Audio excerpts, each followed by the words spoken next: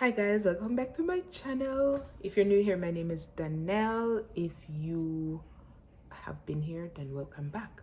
Guys, please like and subscribe to my channel.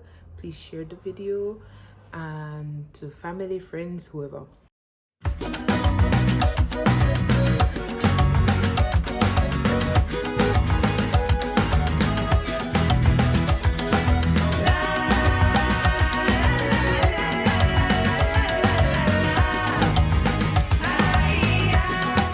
So in today's video, we are going to talk about building in Jamaica. Now, I think it's every Jamaican's aspiration to build and own a home. And in this series, it's going to be a series because I'm going to be sharing with you as we go along, right? So I'm going to be sharing with you materials needed, prices for labor, prices for material.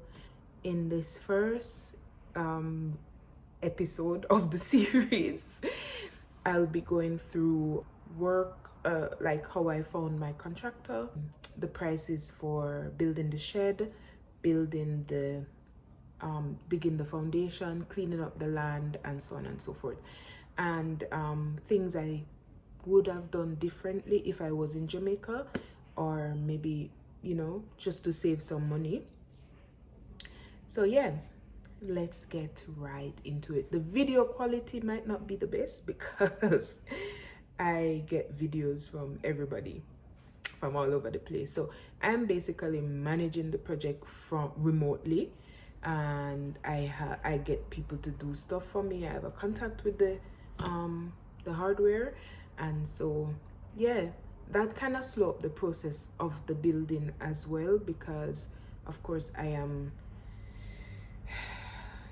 managing everything remotely. So if you're interested in finding out how much I paid to foundation steelwork, cleaning up the land, digging cast and steel, then stay to the end of this video.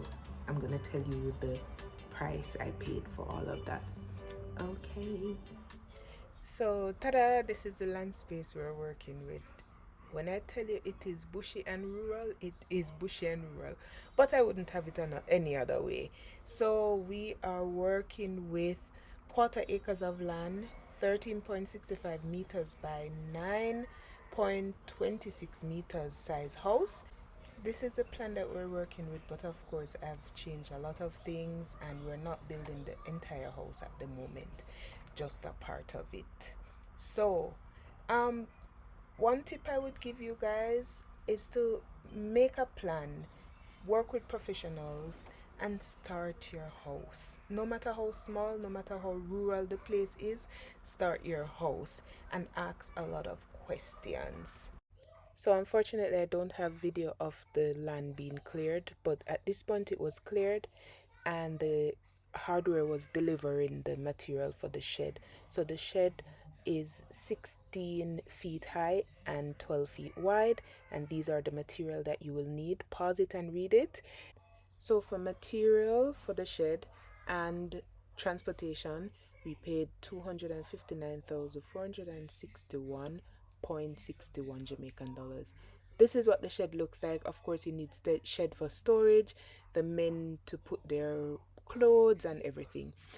Now there are cheaper routes. You could buy like the drums and cut the drums, which are cheaper than ply. You could actually cut sticks and use it to make your shed, but we chose to do this route because we needed something well secure, because we are not there, we cannot afford security and stuff, so we needed something secured, and to protect the cement, we don't want them get wet up and stuff, so we chose to use the ply because it was more secure. Okay, so this is a little tour from the builder. This is how I monitor stuff on the ground. So he makes me videos and I can see what's going on. So these are the men, they're just working, they're mixing cement and sand and mud, and this is when they were doing the cast and steel. So the steel work was done and they're casting it important at this stage is to spray for pests. Spray your foundation, guys. This is something I did not do while the foundation was being dug.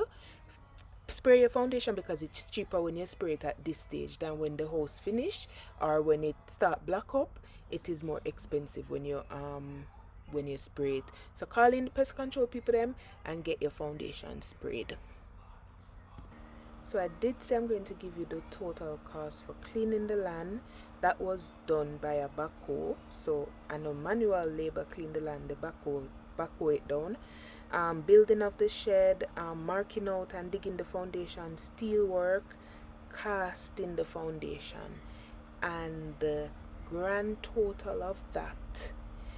And let me tell you, maybe it sounds expensive to you, maybe it sounds cheap to you, but I did this because it was easier for me to monitor the finances and the work rather than to get the individual steelman myself, or get this person myself, or get that, because I'm remote. So I hired the workman and he got the people to do all of that, and I paid 780,000 for all that I listed just now.